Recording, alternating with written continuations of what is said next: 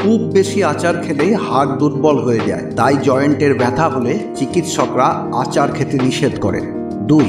প্রতিদিন খালি পেটে একটা করে আপেল খেলে শরীরে খারাপ কোলেস্টেরলের মাত্রা কমে যায়, যার ফলে হার্টের সমস্যাও দূর হয়। 3.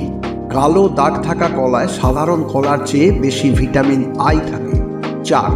রাতে ঘুমানোর আগে নাকে 1 ফোঁটা ঘি গরম করে দিলে নাক ডাকার সমস্যা থেকে মুক্তি পাওয়া যায়। 5. খালি পেটে দুধের সঙ্গে চিনি মিশিয়ে চা খেলে ওজন বাড়ে এবং অলসতাও বেড়ে যায়। 6. শরীরের যে কোনো সমস্যার জন্য তামার পাত্রে রাখা জল খেলে উপকার পাবে। 7. আলুর পরোটা খেলে ওজন দ্রুত বাড়ে।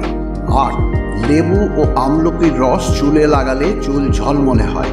9. গ্রিন টি পেটের মেদ কমাতে উপকারী। 10.